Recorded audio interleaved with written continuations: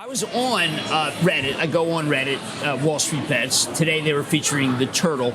And I do think that GameStop won here. The Bears are going to be in retreat because now Ryan Cohen, he has total control of the money, has $3 billion to play with. So what I think he would do, he never listens to me at all, or he throws me an ice cream cone or good humor, I don't know.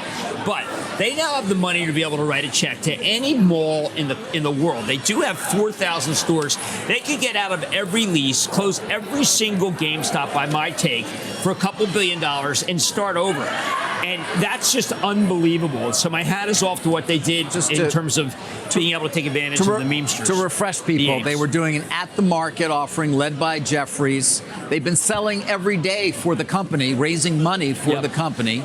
This, of course, as Jim pointed out, since the stock rose dramatically. Now, by the way, they did 45 million shares and raised almost $1 billion. Then they did another 75 million, which they've now completed raising, as you just said, about $2.1 billion. So you are talking about Jim, you asked me about Paramount. Is there anything you can remember that's similar to this? A company raising $3 billion? What percent of the market cap of this was this? The company is $10 billion. They have $3 billion. They have almost no debt. They have that so they piece raised of paper 30% of their market value. The big issue was the leases. In cash. He could right now write checks to whoever he has, Simon Properties, doesn't matter. Get out of he could pick the 3,000 bad GameStops. He could close them. He can then open another company. And this is no longer GameStop. This is SPAC. It's a Ryan Cohen SPAC. And this will be his chance to really demonstrate that he's a great business person and do Chewy too. It's a great point. In many ways, you're right. It's like it's a blind pool of capital that he has control of now as the CEO of the company. With no debt. That was raised thanks to a gentleman named Roaring Kitty.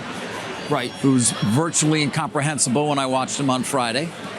Meantime, Jim, you talk about the Bears being in retreat. Citron says no longer short. Yeah. Says we respect the market's irrationality and calls that live stream an insult to capital markets. An insult. Okay, so the other side of that is, if you're a Redditor like I am, it was funny. Oh, you're a Redditor now, huh? Is that what you call yourself? Well, a Redditor like I am. Okay, so my daughters are real Redditors, right?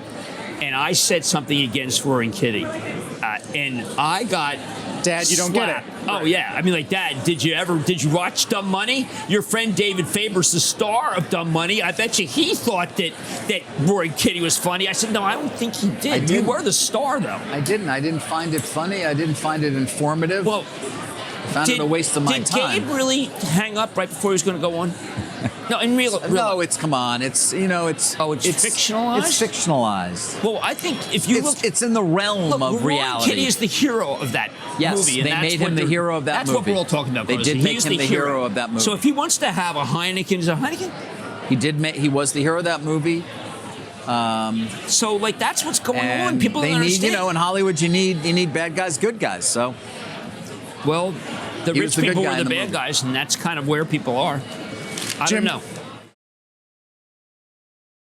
Let's quickly review everything going on with GameStop as of right now. First, GameStop announced yesterday after market close that they completed the at-the-market offering of 75 million shares and raised approximately $2.137 billion before commissions and offering expenses. This, combined with the $933.4 million they raised in the prior offering, and combined with the roughly $1 billion in cash they had before the offerings, we can estimate that GameStop has roughly $4 billion of cash on hand right now. That is fantastic for GameStop. When you look at GameStop's balance sheet, you can see that the company did not need to raise capital these past two offerings, unless they have something in mind to transform the company, and that is what a lot of investors are thinking. Also yesterday, the U.S. District Court of the Southern District of New York dismissed the BBBY lawsuit against GameStop CEO Ryan Cohen. This is very good news for GameStop, because now Ryan can direct his attention to running the company without being tied up with a lawsuit. And finally, Keith posted a meme on X yesterday with Options Basics 101 on a laptop and a poster of someone exercising in the background. Take that as you will. Now let's talk about Andrew Left's Citron research. I find it amusing that they say Keith's live stream was an insult to the capital markets. All I can think to myself is, yeah, so what?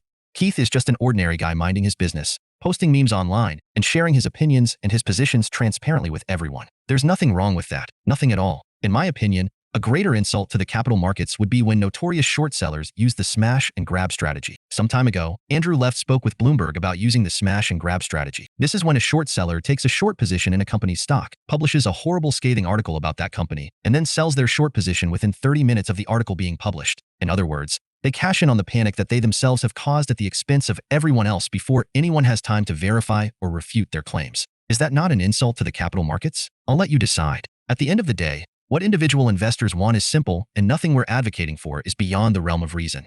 Individual investors want a free, fair, and transparent stock market. We want large institutions to be held accountable for their actions. We want individual investors to have access to the same real-time data from exchanges' better private feeds, which is currently only available to the large firms on Wall Street. We want short sale data to be reported in real time. We want an end to excessive amounts of failures to deliver, and we want entities who fail to deliver on their obligations to be held accountable. We want an end to payment for order flow due to the insane conflicts of interest it creates. There's a reason why so many other countries have already banned it.